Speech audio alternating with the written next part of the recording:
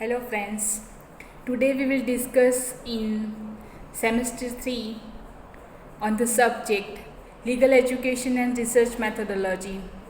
Today we will discuss on the introduction part of the research. Okay, so what is research? Okay એને આપણે શોધ કહી શકીએ ગુજરાતીમાં, બરાબર. તો શોધ શું છે? તો આ શોધ જે છે એના માટે આપણે એવું જોવું જોઈએ કે શોધ એ સિમ્પલી સામાન્ય રીતે એવું કહી શકાય કે સમાજમાં કોઈ એક મુશ્કેલી છે, એ મુશ્કેલીને આપણે સોલ્વ કરવા માટે, એનું સોલ્યુશન લાવવા માટે સિસ્ટમેટિકલી કોઈ એક્ટિવિટી કરીએ છીએ, તો આ એક્ટિવિટી એ રિસર્ચ છે. સો there are 2 books but I will suggest it after the video has been completed. આ વિડીયો કમ્પ્લીટ થયા પછી હું 2 બુક સજેસ્ટ કરીશ. એ ઇંગ્લિશ બુક છે, તમે એને રિફર પણ કરી શકશો, બરાબર. તો અત્યારે આપણે સિમ્પલી જોઈએ કે રિસર્ચ શું છે, બરાબર. ડેફિનેશન્સ તમે કોઈ ઓથરની લઈ શકો, પણ આ ખાલી ફક્ત સમજ માટે છે, બરાબર. તો રિસર્ચ એ છે કે એ કોઈ પ્રોબ્લેમનું સોલ્યુશન છે, બરાબર. કોઈ સમાજમાં પ્રોબ્લેમ છે, એ પ્રોબ્લેમનું સોલ્યુશન લાવવા માટે સિસ્ટમેટિક એક્ટિવિટી આપણે જે કરીએ એ રિસર્ચ છે, બરાબર. તો એનો મિનિંગ આપણે સિસ્ટમેટિક વેમાં જોઈએ તો પહેલું એવું કહી શકાય કે રિસર્ચ એ નોલેજ છે. Okay, research is a knowledge. What we don't know we have to know. બરાબર, આપણને જે નથી ખબર એ આપણે જાણવાનું છે. અને આપણે સૌ કાયદાના વિદ્યાર્થીઓ છીએ, એટલે કોઈ એક પ્રોબ્લેમનું સોલ્યુશન લાવવા માટે, દાખલા તરીકે કોઈ કાયદો અથવા કોઈ પ્રોવિઝન અથવા કોઈ જોગવાઈ આપણને નથી ખબર, તો એ જાણવું, એને શોધવું એ પણ રિસર્ચ છે. Research is a specific and scientific systematic search for pertinent information on a specific topic. કોઈ એક વિશેષ ટોપિકમાં આપણે કાળજીપૂર્વકનું શોધ કરીએ, અને વ્યવસ્થિત રીતે શોધ કરીએ, એ વિષય સાથે સંબંધિત જે તે માહિતી આપણે શોધીએ, એ પણ રિસર્ચ છે.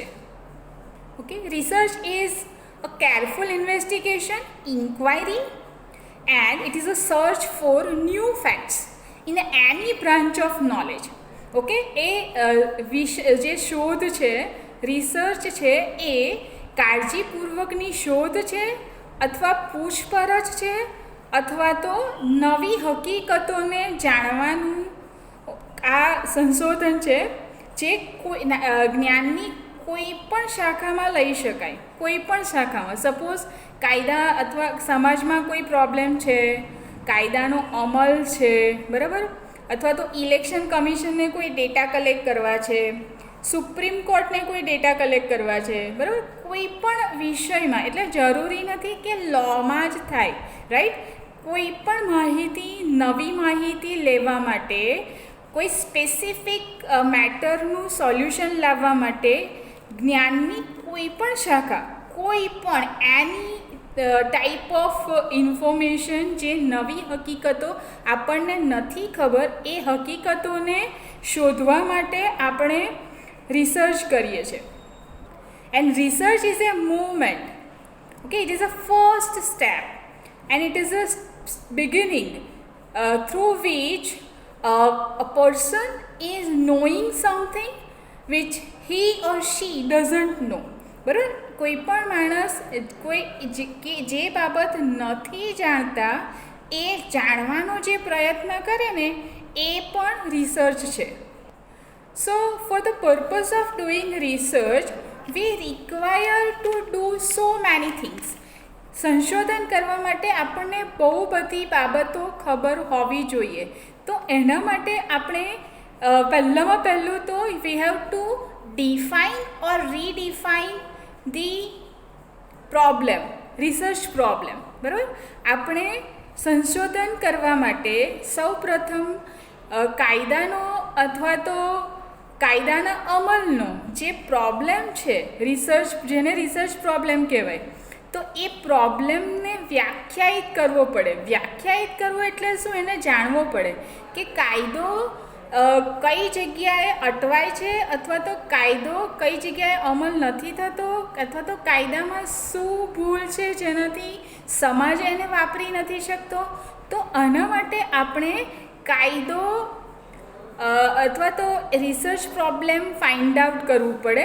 દાખલા તરીકે આપણા સમાજમાં આપણે ઘણા બધા પ્રોબ્લેમ્સ જોઈએ છે અને આપણે બહુ બધા પ્રેક્ટિસ પણ કરીએ છીએ, જેમાં સીઆરપીસીની કલમ 125માં મેન્ટેનન્સ જે છે, બરાબર, તો મેન્ટેનન્સનો પ્રોબ્લેમ છે.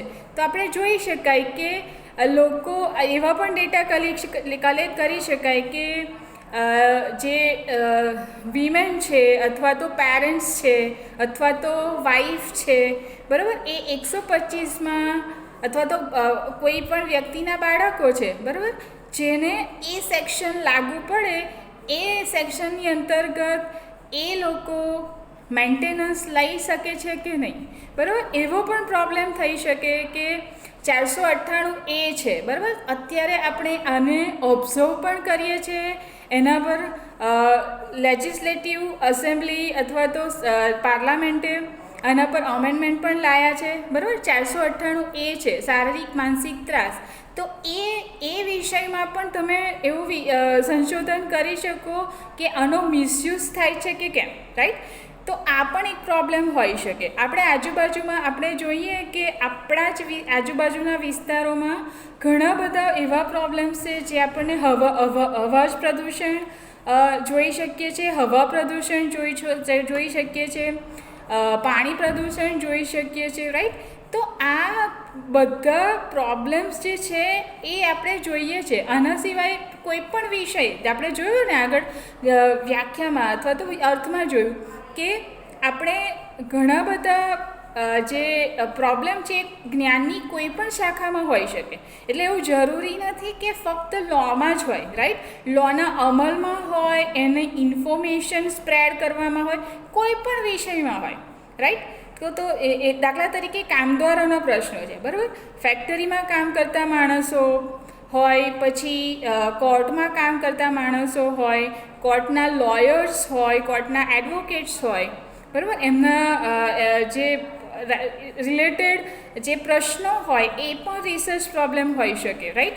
કામદારોના પગારના પ્રશ્નો, એમની જે ફેસિલિટીઝ છે એમના પ્રશ્નો હોય, સ્વાસ્થ્ય સંબંધી પ્રશ્નો હોય, બરાબર. અત્યારે હવા પ્રદૂષણ છે, એનાથી શ્વાસમાં પ્રોબ્લેમ થાય, એનાથી ફેફસા બગડે, રાઈટ. આ પણ પ્રોબ્લેમ હોય, રાઈટ. એના સિવાય જો હમણાં કોવિડ-19માં રસીકરણ જે થયું એમાં એની સાઈડ ઇફેક્ટ્સ થઈ, એની ઇફેક્ટ્સ કેમ નહીં થઈ, એની કન્ટેન્ટ જે કન્ઝ્યુમ કર્યું એ પ્રોપર કન્ટેન્ટ હતું. So research can be on anything, but we have to relate it with the law. Okay. So we have first it is our duty to formulate or define the research problem. Okay, so this is the first step. So for that we can do review of literature. Okay, આપણે literature review કરી જ શકીએ છીએ, બરાબર. હવે આપણને પ્રશ્ન થાય કે લિટરેચર રિવ્યૂ એટલે શું, બરાબર. આનું મોટું એક વિડીયો આપણે હું શેર કરીશ જ, પણ એના માટે આપણે બેઝિક કોન્સેપ્ટ જોઈએ.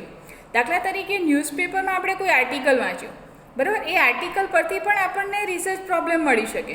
આપણે કોઈ રિસર્ચ પેપર વાંચ્યું, આપણે કોઈ લો વાંચ્યો, આપણે કોઈ રિપોર્ટ વાંચ્યો, આપણે કોઈ જજમેન્ટ વાંચ્યું, બરાબર. તો આપણે કોઈ પણ લિટરેચર વાંચ્યું તો એ વાંચ્યા પછી આપણને એવું થયું કે આ કોઈ આના રિલેટેડ કોઈ પ્રશ્ન છે, રાઈટ, જે માઇન્ડમાં ક્રિએટ થયો, તો એ પ્રશ્ન લિટરેચર રિવ્યૂ કરવાથી થઈ શકે, રાઈટ. હવે આપણને એવું પણ ખબર હોવી જોઈએ કે લિટરેચર આ બધા જ છે, રાઈટ.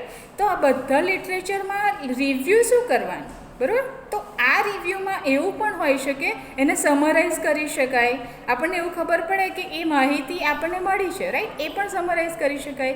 પણ આપણા માઇન્ડમાં એ માહિતી બાબત માટે ક્રિટિસિઝમ આવે તો ક્રિટિસાઇઝ પણ કરી શકાય, કમેન્ટ પણ કરી શકાય, સજેશન પણ કરી શકાય.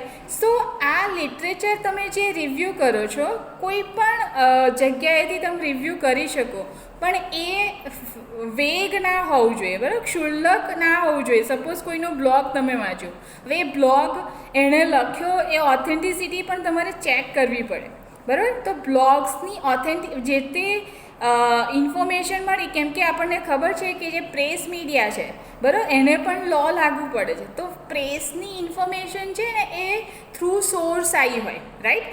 સો વી have two see the authenticity of the source. આપણે જે લિટરેચર વાંચીએ છીએ એની અધિકૃતતા આપણે ચેક કરવી પડે, પછી જ આપણે રિવ્યૂ કરી શકીએ છીએ, બરાબર. તો કોઈ પણ જે લિટરેચર આપણે વાંચીએ છીએ એ લિટરેચર વાંચીને એમાંથી આપણને કોઈ ક્લુ મળે, બરાબર. આ માઇન્ડની સિસ્ટમ છે.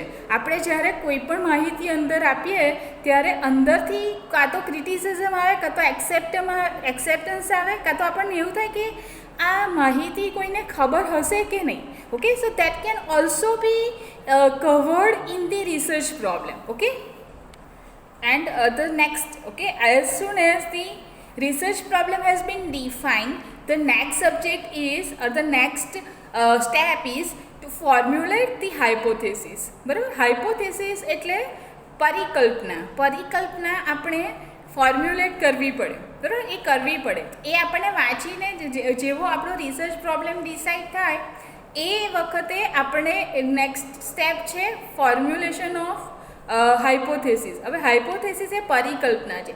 પરિકલ્પના એટલે કોઈ પણ કલ્પના કરવાની એવું નહીં, બરાબર.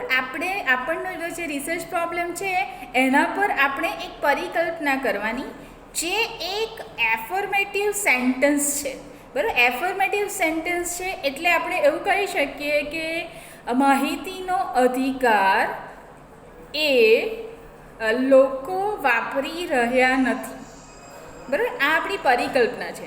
તો તમે પૂછી જ શકો, તમે સ્ટુડન્ટ્સ ફેટર્નિટી છો, દાખલા તરીકે LLMના સેમ 3ના સ્ટુડન્ટ્સને માહિતી અધિકાર વિશે ખબર છે કે નહીં, બરાબર. તો આ માહિતી મેળવવા માટે અથવા તો આની હકીકતો જાણવા માટે તમે ફોર્મ્યુલેટ કરી શકો કે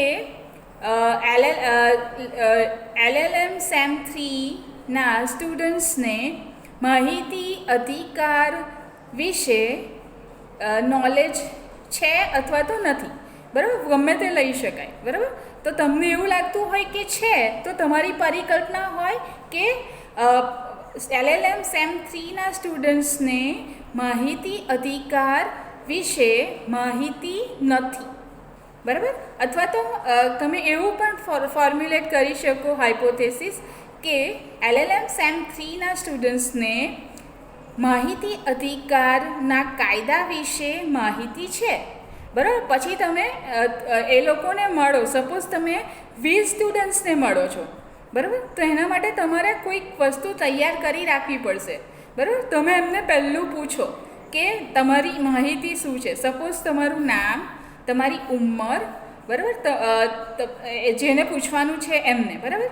તો એમનું નામ, એમની ઉંમર પૂછી શકો જો તમને યોગ્ય લાગે તો. તમે એવા પણ માહિતી કલેક્ટ કરી શકો છો કે આટલેથી આટલી ઉંમરના લોકોને આ માહિતી છે કે નહીં, રાઈટ. એ તમે માહિતી કલેક્ટ કરી શકો છો. તો આ એક એક્ઝામ્પલ થયું. હાઇપોથેસિસનો ટોપિક આપણે ડિસ્ક્રિપ્ટિવ સ્પેસિફિક વિડીયોમાં પણ જોઈશું. Okay, and research is a collection of data, organization of data, evaluation of data. હવે દાખલા તરીકે આપણે આગલા હાઇપોથેસિસમાં એવું ફ્રેમ કર્યું કે LLM સેમ 3ના સ્ટુડન્ટ્સને માહિતી અધિકારના કાયદા વિશે માહિતી છે કે નહીં. તો તમે 20 વિદ્યાર્થીઓના ડેટા કલેક્ટ કર્યા, બરાબર. તો that is collection of data. પછી તમે એને ઓર્ગેનાઇઝ કરો. સપોઝ તમે 10 ક્વેશ્ચન પૂછ્યા, બરાબર. દાખલા તરીકે તમારો જવાબ હા આવ્યો કે માહિતી અધિકારનો કાયદો એમને ખબર છે, રાઈટ. તો તમે એના બાકીના ક્વેશ્ચન પૂછો કે તમે એવું પૂછો કે ક્યાં એપ્લાય કરવાનું ખબર છે, બરાબર. કેટલી સ્ટેમ્પ ફી ભરવાનું એવું ખબર છે. ઓનલાઈન મોડમાં પણ માહિતી લઈ શકાય એવું તમને ખબર છે? તો આ બધી માહિતી લીધા પછી એને કોઈ એક ડેટા કલેક્શનમાં વ્યવસ્થિત રીતે ગોઠવીને તમે એક પેપર પર અથવા તો કોમ્પ્યુટરમાં મૂકો છો. That is organization of data. બરાબર? તમે ડેટા કલેક્શન કરી અને એને ઓર્ગેનાઇઝ કરો છો. તો તમે એવું કહી શકો 20માંથી 10 લોકોને એવી ખબર નથી કે માહિતી લેવા માટે એપ્લિકેશન પણ કરવાની હોય. બરાબર? તો આ તમે ઓર્ગેનાઇઝ કરી શકો. અને પછી બરાબર આ બધા ડેટા કલેક્ટ થયા પછી તમે એને આંકો કે રાઈટ કે LLMમાં તમે ઓલરેડી 3 કે 4 વર્ષથી અથવા તો 3.5 વર્ષમાં લોનું કનેક્શન તમારી જોડે છે, તમે લો જોડે કનેક્ટેડ છો, તો પણ તમને કાયદાના જે માહિતી અધિકારનો જે કાયદો છે એના વિશે તમને ખબર છે કે નહીં? બરાબર? જો નથી તો શું કરી શકાય? રાઈટ? તો એના માટે વર્કશોપ કરી શકાય, એના માટે સેમિનાર કરી શકાય. બરાબર? આવી કોઈ ડિસ્કશનનું અરેન્જમેન્ટ કરી શકાય. So you have to evaluate the data. બરાબર? તો આ ઇવેલ્યુએશન એને આંકવા પડે કે ડેટામાં શું માહિતી આવી, એનાથી આપણને ખબર પડે કે લોકોને શું શું ખબર હોય છે અને શું શું નહીં ખબર હોતી. અને ખબર પડ્યા પછી પણ લોકો કાયદો કેમ યુઝ નહીં કરી રહ્યા? કે એ ટાઈમ કન્ઝ્યુમિંગ છે, એના ખર્ચા વધારે છે, લોકો કંટાળે છે, સિસ્ટમથી પ્રોબ્લેમ છે. સો શું ઇશ્યુ છે? રાઈટ? સો આ ઇવેલ્યુએશન થશે. રાઈટ? ઓકે, તમે જો data collection, data organization, data evaluation કરો, એના પછી તમે શું કરો? આટલી બધી મહેનત કર્યા પછી તમે સજેશન્સ પર આવો.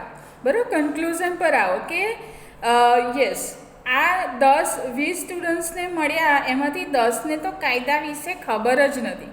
બરાબર? બહુ બધા લોકો એક્સેસ કરવા માંગે છે પણ એમના પાસે પૈસા નથી. બહુ બધા લોકો એવા છે જેમને ટાઈમ પણ નથી. તો આ બધી બાબતોનું જે કન્સિડરેશન છે એ કરવું જોઈએ. અને છેલ્લે તમે એવું કહેવું જોઈએ કે જો કાયદાના સ્ટુડન્ટ્સની આવી હાલત હોય તો what about the common people, જેને કાયદો નથી ખબર? What about those people who are below poverty line? તો what about those people who are having who are not having knowledge, those who are illiterate people like farmers, some not all farmers but those who are illiterate. બરાબર? જે લોકોને અક્ષર જ્ઞાન નથી, જે લોકો, તો તમે આ પણ સજેશન કરી શકો. અને એનું સોલ્યુશન શું છે કે લો સ્ટુડન્ટ્સે જ આનું ઇનિશિયેટિવ, એની શરૂઆત કરવી પડે, જે માહિતી સ્પ્રેડ કરવી પડે, એમને આસિસ્ટ કરવું પડે. બરાબર? તો આ બધી વસ્તુ, તો આસિસ્ટન્સ એમને ક્યાંથી મળશે? તો એ પણ તમે આમાં સજેસ્ટ કરી શકો છો. દાખલા તરીકે તમે એવું કહી શકો કે યસ, અત્યારે તો અમે તમને આ માહિતી આપીએ છીએ, પણ એનું સોલ્યુશન તમે નજીકની કોર્ટમાં જઈને પણ કરી શકો. જો તમે તાલુકા લેવલ પર છો તો તાલુકામાં તાલુકા કાનૂની સહાય કેન્દ્ર હોય છે. જો ડિસ્ટ્રિક્ટ લેવલ પર છો તો જિલ્લા કાનૂની સહાય કેન્દ્ર છે. તો તમે કાનૂની સહાય કેન્દ્રની સલાહ લઈ શકો. બરાબર? અને તમે માહિતી મેળવી શકો. બહુ બધા લોકો એવા છે જે ડોક્યુમેન્ટ્સથી અટવાય છે, તો તમે સોલ્યુશન મેન્શન કરી શકો. Right? So this is a systematic activity in which you first do defining a problem, then second is formulation of hypothesis, third is data collection, data organization, data evaluation, fourth is coming to the conclusion and suggestions. Okay? તો આ બધું systematic થશે તો તમે એક કોઈ એક નિર્ણય પર તમે પહોંચશો. તો આ આખી પ્રોસેસ જે છે એ રિસર્ચ છે. બરાબર? હવે તમે જુઓ, તમારામાં એ ઇવેલ્યુએશન પાવર આવ્યો, તમે કન્ક્લુઝન પર આવ્યા. હવે તમારે એ ચેક કરવું પડે કે તમે હાઇપોથેસિસમાં શું લખ્યું હતું કે માહિતી અધિકારનો કાયદો સેમ 3ના વિદ્યાર્થીઓને ખબર છે. તો જોયું તો 50% જે 10 સ્ટુડન્ટ્સ જે હતા એના 20માંથી 10, તો 50% સ્ટુડન્ટ્સને ખબર છે. હવે નેક્સ્ટ એવો હોય કે એ પણ એ લોકો એક્સેસ નહીં કરી રહ્યા. બરાબર? Even though they are lawyers, they are not accessing. Okay? તો એ તમે ચેક કરી શકો. At the end you are at the last carefully testing the conclusions to determine whether they fit to the formulating of the hypothesis. બરાબર, જે તમે hypothesis રાખ્યું એટલે માઇન્ડમાં આપણે જે રાખ્યું હતું પહેલાં એ અહીંયા પ્રૂવ થાય છે કે નહીં એ ટેસ્ટ કરી અને એનું સોલ્યુશન આપવાનું. ઓકે, તો આ સિમ્પલ મિનિંગ છે રિસર્ચનો. Thank you so much. આજે આ ઇન્ટ્રોડક્ટરી પાર્ટમાં આપણે આટલું જોઈએ છે.